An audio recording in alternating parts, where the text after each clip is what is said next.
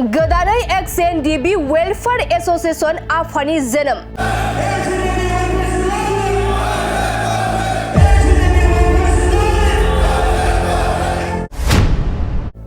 United forum of Ndfb नि उनाव गोदानै Ndfb वेलफेयर एसोसिएशन मुंनि आफाद दाबावदों।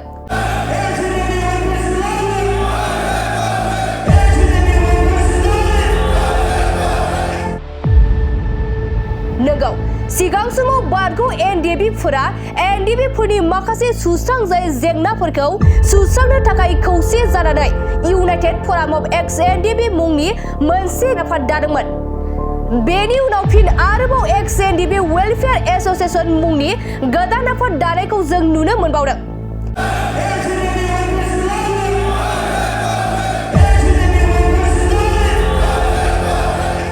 यूनाइटेड फोराम ऑफ Ndfबआ खामानि मावनायाव फेलें जादों नामा? जायनि थाखायनो फिन गोदानै Ndfb वेलफेयर एसोसिएशन मुंनि आफादखौ दाबावदों। बारगौ Ndfबफोरनि जेंना जेंसिखौ सुस्रांनो थाखाय थांनाय मैयानि सानाव चिरां जिल्लानि बेंटल बिभा भवनाव गेवलां मेल जथुमनायनि गेजेरजों Ndfb वेलफेयर एसोसिएशन मिरु आफादखौ दाफुंनानै लादों। बे आफादनि आफादगिरि महरै रुजुग्रा मोसाहारि आरो गाहाय नेहाथारि महरै दानसोरां नार्जारिखौ गायसननानै लानाय जायो। खुलुमबाय। गिबियावनो Ndfb वेलफेयर एसोसिएशन नि गाहाय नेहाथारि जानानै आं बयनिसिबो सिबिनाय आरो गाहाम हामलायनाय आरो खुलुमनायखौ बावहरग्रोबाय।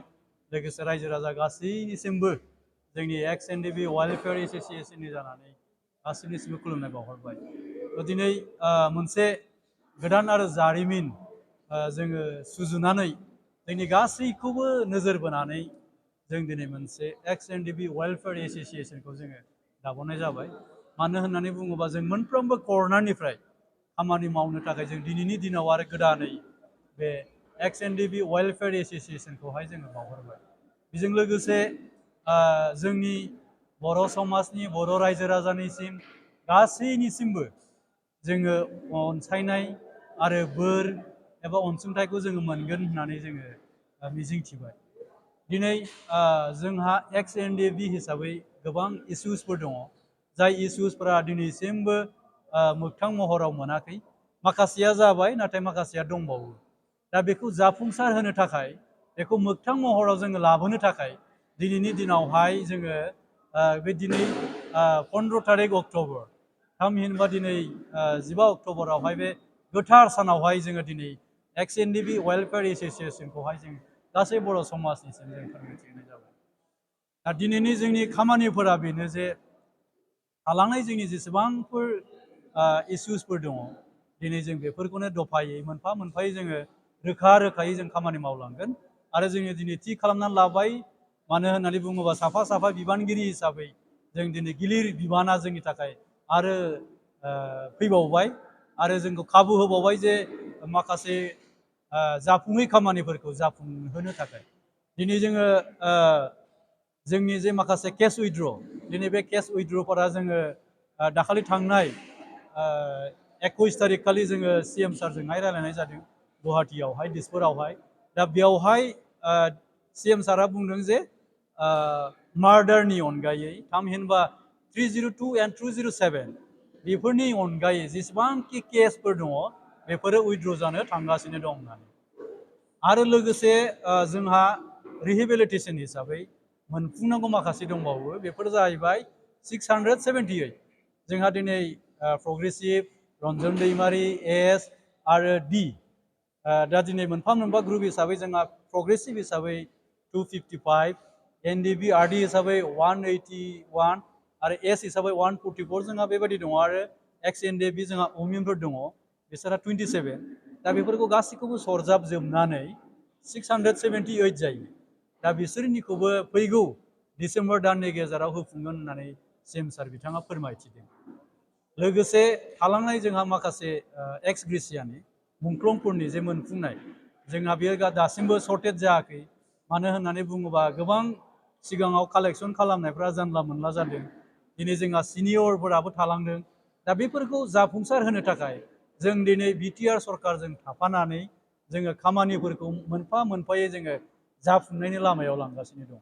दा दिनै जोंहा बै समाव जे सिटुवेसना जोबोर गाज्रिमोन दा डेथ सार्टिफिकेटनि खोथा फैदों दा सिटुवेसना गाज्रिखाय गोबाङानो दिनै डेथ सार्टिफिकेट गैया but he is and she is a must senior दा दिनै बिथांमोना सिनियर जानानै डेथ सार्टिफिकेट गैयाब्ला बिनि प्रायरिटिखौथ' जों होथारनांगोन बिनिखायनो जोङो दिनै मा खालामदों सरकारजों थानानै माखासे जाफुङै खामानिफोरखौ जाफुंनायाव जोङो सहस खालामदों बिनिखायनो जोङो दिनै सावरायनायनि गेजेरजोंहाय सिनियरफ्रा जाहाथे मोनफुङो जोङो बेखौ सर्टेट खालामनानै जेब्लानो सुबिदा एबा खाबु एबा राङारि अनसुंथाया फैगोन अब्लाना जोङो बिथांमोनखौ मोननायनि लामायाव लांगासिनो दङ दिनै जोंहा बेनिखायनो मावनांगौआ गोबां दङ जोङो जिरायनानै थानाय नङा जोङो मावलांबाय थागोन बाथ्रायाव दङ नोंगौ दायथ'आ जोबोद गिदिर मुखुब गाननायाव सहस नाथाय बेखौ पालन खालामनायाव जोबोद गोब्राब होननानै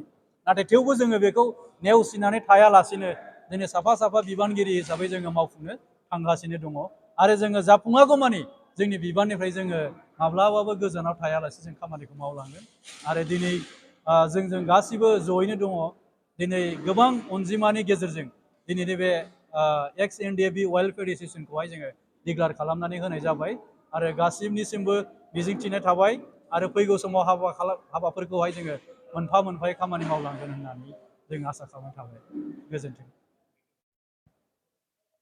गासै मिडियानि मावथि लोगो नोंथांमोन जों दिनै एक्स एनडिएफबि हिसाबै मोनसे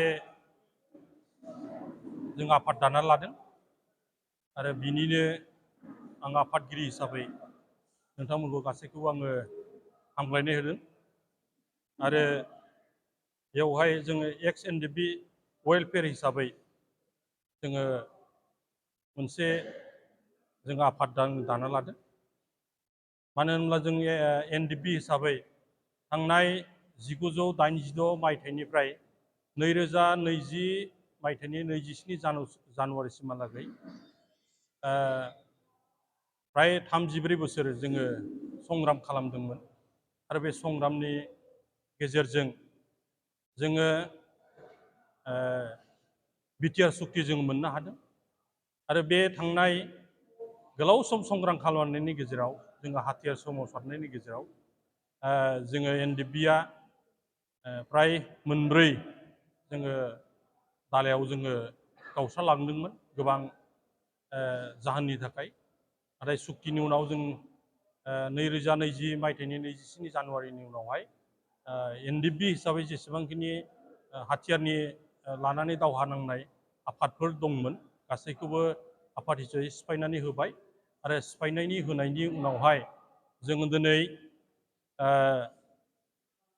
माहारिनि गेजेराव जिहेतु जोंबो सासे सुबुं हिसाबै जोङो जोंनि न'खर जोंनि समाज जोंनि धोरोम आरो जोङो सामाजिक भाबे जोङो थांना थानो जोङो नाजाबोदोंमोन आरो एसे हायो जोङो समाजजों जों गोरोबनानै खामानि मावनानै जों थांना थानो जोङो नाजादों नाथाय थांनाय नैबे 4 बोसोराव जोङो सुक्ति हिसाबै जेसेबांखिनि जोङो दिनै मोनथायफोर दफाफोर जों मोननो हादों बेखौ जोङो नोजोर खालामनानै जों नुबाय बे थांनाय बोसोरब्रै समाव दिनैसिमहालागै जोंनि गेजेराव जोङो एक्स एनडिएफबि हिसाबै जेरैबायदि माने थांना थानांगौमोन बा जेरैबायदि जोंनि बिटिआरनि सुक्तियाव जेफोर दफाफ्रा जोंहा मावफुंजानांगौमोन दिनै बेफोरो दिनैसिमहालागै मावफुंजायाखै दिनै गहपुरसिमहालागै जि सिमा बारायनाय बे सिमाया दिनैसिमहालागै कमप्लिट जायाखै दा बेखौ जोंहा एक्स एनडिएफबि हिसाबै जोङो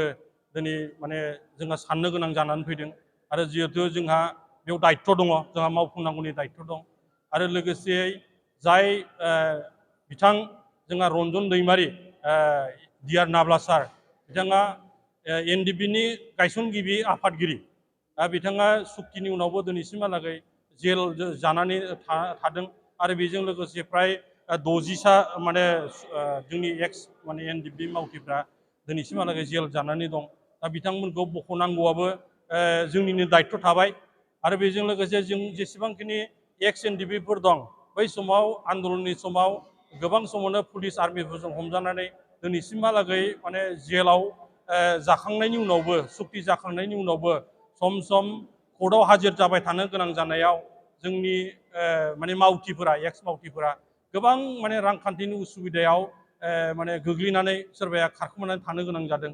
आरो बेजों लोगोसे जोंहा जेसेबांखिनि जोङो माने रिहेबिलिटेसन माने फिन दाफिननाय पुनर संस्थापन जायखौ होनदों फिन दाफिननाय हिसाबै जोंनो सरकारा फ्राय माने 4 लाख करि रां होनायनि खोथामोन, दिनैसिमहालागै दिनै मावफुंजायाखै।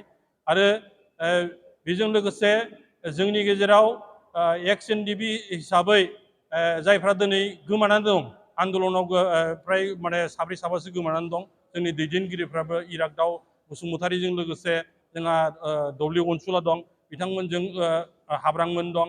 दा बिथांमोनखौबो दिनैसिमहालागै जोङो न'खरनिसिम जों दिनै बिथांमोना दंना गैया, गोथाङै दंना गोथैयै दं, बेफोरखौ जोंनो इनफरमेसन दिनै जोङो मोननो हायाखै।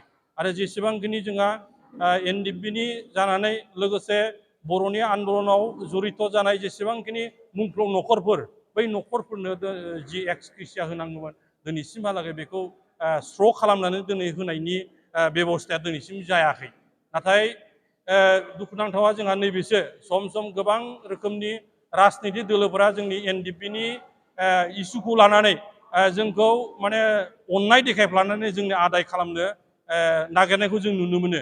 आरो जोंखौ एनडिएफबिनि जि फर्स एक्स एनडिएफबिनि जायफोर फर्स दं दिनै गोहो दं, बेखौ लानानै जोंखौ गाव गावनि राजनितिक सार्थनि थाखाय जोंखौ बोफ्ले खालामनानै दिनै जोंनि गोहोखौ लानानै दिनै राजखान्थि माने गोहो लानो नाजानायखौ जों नुनो मोनदों। दा बेवखायनो जोंनि सेंग्राफ्रा दिनैसिमहालागै जिहेथु मोजाङै थांना थानो हायाखै, जोंनि मावथिफ्रा दिनैसिमहालागै मोजां थांनो हायाखै, एक्स एनडिएफबिफ्रा दिनैसिमहालागै माने पुनर संस्थापन मोनाखै, लोगोसे एक्स ग्रेसियाफोर मोनाखै, जेलाव जायफ्रा दिनै जानानै दं बिसोरनि केस मब दङ।